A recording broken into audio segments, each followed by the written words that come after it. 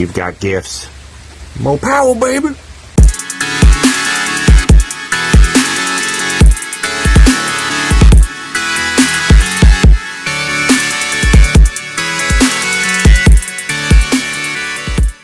Alright guys, welcome back to the channel, welcome back to the driveway, and welcome back in, that's right, our old friend, the Wifewagon. That's right boys, she's back, and what are we doing today?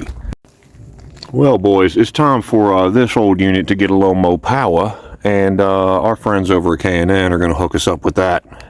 So, basically K&N states is about 13 horsepower or whatever gain out of this deal. And yeah, a little more air is not going to hurt anything, right? Fuel economy might go up, but let's be honest with you. We all doing it for sound. So let's go ahead and fire it up. We'll do it before, and then at the end, after it's been installed, we'll see what it sounds like afterwards. Fire me up, boys. Well, just at a high idle, she sounds kind of quiet. Let's see if we can change that.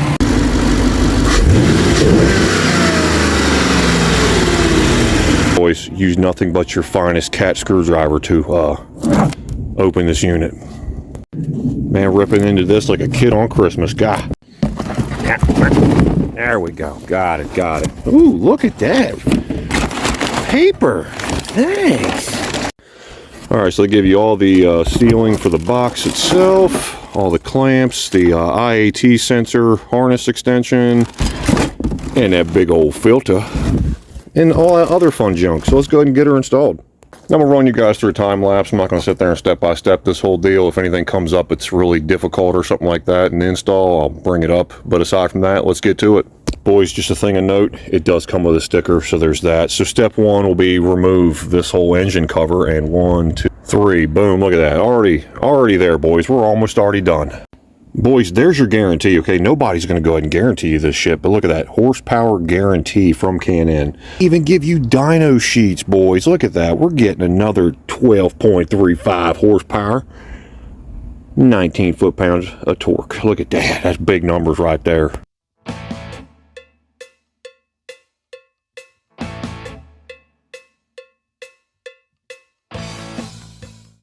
Boys, just take a minute and see how much room you get when you take all that crap right there out of there.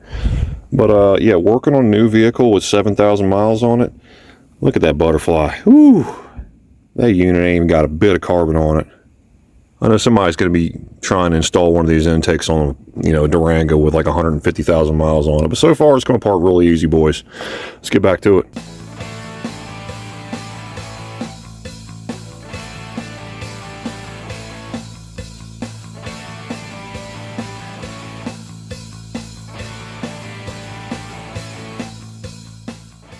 Alright, so to remove the factory IAT sensor, no big deal. It's going to come clocked like that inside the bellows right here. Just lift up a little bit, and from your angle it's going to be counterclockwise. Just to then pull it right on out. No big job, boys. So installing this unit right here, no big job. They do tell you to remove the original O-ring before install. Makes it easier to put in that grommet there. Just a little tidbits, boys. Things to note real quick. So you're going to have two extension harnesses, one yellow, one red. We'll look at your factory harness connector. See yellow? Well, that means you're going to use the yellow connector. Just a little more you know. Alright boys, there you have it, fully installed, and we also installed the little rain guard plate. We're probably going to put a pre-filter on this thing just so we have all the protection in the world for the old Wifewagon here, but for the time being, oh yeah boys. Oh yeah, so let's go and fire it up.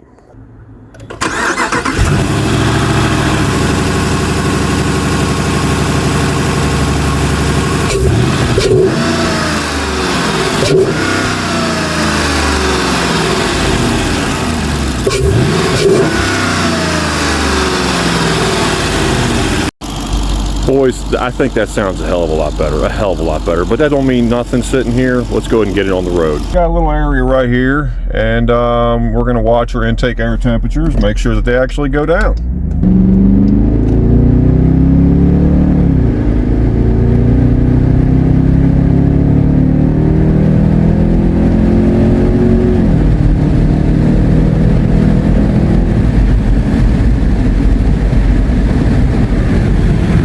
doing 80 or 90.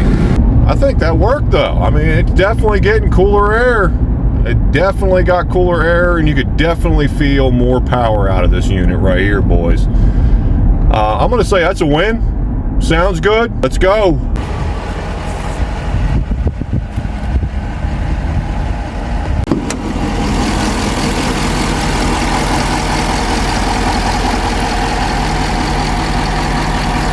There you have it. That's the install. I would definitely say if you're on the fence about getting a K&N intake for your 5.7 Hemi on your Dodge Durango, I don't know what you're waiting for. 300 bucks, go ahead and install it.